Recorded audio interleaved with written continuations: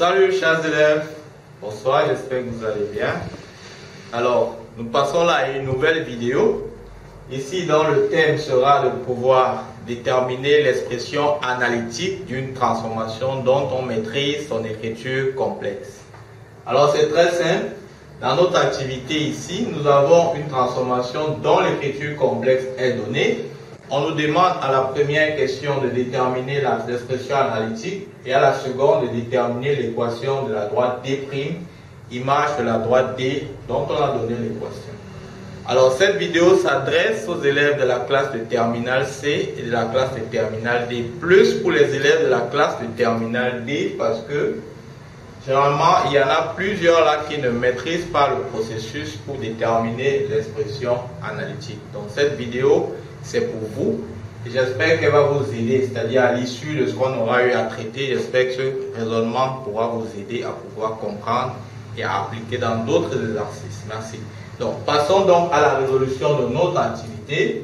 Nous avons donc l'écriture complexe qui est donnée, on veut déterminer l'expression analytique. Alors par quoi on commence? La première chose que vous faites, vous devez poser z égale à x plus iy, c'est-à-dire vous avez la forme algébrique de z. Vous posez z' égale à x' plus i, y'. Alors, quand on l'a fait, on vient ici, on a donc x' plus i, y' égale à moins 1 plus 2i facteur de x plus i, moins 3 plus 2i. Alors, ce que vous devez faire, vous avez la forme algébrique ici, il faut mettre ceci, le membre de gauche, sur la forme algébrique également. Donc on vient ici, on développe, ça fois ça, ça nous fait moins x, ça fois ça, ça fait moins 2y, moins 3, plus i facteur 2, ça fois ça, ça fait y, ça fois ça, ça fait 2x, plus y, donc ça fois ça, pardon, c'est moins y, et enfin plus 2, voilà. Voilà, dans le développement, vous pouvez faire un développement ligne après ligne, vous allez obtenir ce résultat. Il est donc exprimé sous la forme algébrique, le membre de gauche étant aussi exprimé sous la forme algébrique. Deux nombres complexes sont égaux s'ils sont égaux en partie réelle et en partie imaginaire. Donc, on fait l'identification. X' sera donc égal à moins x, moins 2y, moins 3, et y' sera égal à 2x, moins y, plus 2. En rappelant tout autre que déterminer l'expression analytique d'une transformation f revient à exprimer en fait x' et y' qui sont les coordonnées de l'image en fonction de x et y qui sont les coordonnées de l'antécédent. Quand on l'a dit, on constate bien que nous avons terminé notre processus. Donc voilà ainsi, chers amis, comment est-ce qu'on fait pour déterminer l'expression analytique d'une transformation f. À la deuxième question, on nous demande de déterminer l'équation de la droite D', image de la droite D, dont l'équation est donnée qui est y égale à 3x plus 4. Alors, quand vous avez ça, vous avez l'expression analytique de votre transformation. Première chose que vous devez faire, c'est d'exprimer x et y en fonction de x' et y'. Donc, pour le faire, vous prenez votre système, c'est-à-dire votre expression analytique, moins 3, et y' égale à 2x moins y plus 2. Alors, ce que vous devez faire, c'est d'exprimer x' et y' en fonction, pardon, x et y en fonction de x' et y'.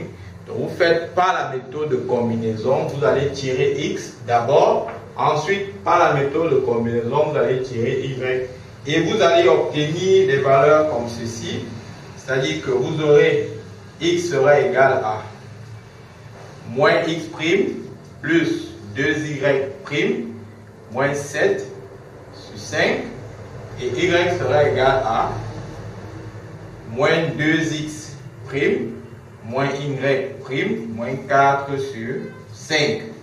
Une fois que vous avez donc ça, c'est pas au carré, c'est prime. Une fois que vous avez donc les expressions de x et de y en fonction de x' et y', vous venez donc dans l'expression de la droite D, vous remplacez, c'est-à-dire que vous allez venir la remplacer y par sa valeur, ça fait moins 2x', moins y', moins 4 sur 5, qui sera égal à 3 facteurs de x que vous remplacez, moins x' plus 2y', moins 7 sur 5, plus 4. Alors vous développez, ça vous fait moins 3x' plus 6y', moins 21 sur 5, plus 4. Vous développez toujours, ça fait moins 3x' plus 6y', moins 21, plus 20, le tout sur 5. C'est-à-dire ici vous avez moins 2x', moins y', moins 4 sur 5. Donc, en égalant les deux, vous avez donc le numérateur moins 2x', moins y', moins 4 égale à moins 3x' plus 6y', moins 1. Et maintenant, vous envoyez les y de l'autre côté et les x de l'autre. Quand vous avez terminé, vous allez développer, vous allez avoir moins 6y',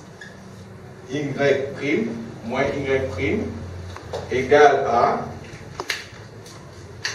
à 2x', moins 3x',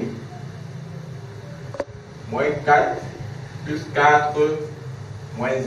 Voilà. Donc, on a donc moins 7y' égale à moins x' plus 3. Soit y' sera égal à x' moins 3 divisé par 7. Donc, écrivons ça normalement. Ça nous fait x' moins 7 y' moins 3 égale à 0. Alors là, cette équation que nous obtenons là n'est rien d'autre que l'équation de la loi d' qui est l'image de d par la fonction f. Et donc, comme les variables sont des variables muettes, on dira donc que d' sera l'équation x moins 7 y moins 3 égale à 0. Alors, chers amis, voilà donc comment est-ce qu'on fait pour déterminer de 1 l'expression analytique de notre transformation dont on connaît l'écriture complexe, et ensuite comment faire pour déterminer l'image, l'équation de l'image d'une droite dont on connaît, une droite D dont on connaît son équation de départ. Donc, je vous remercie.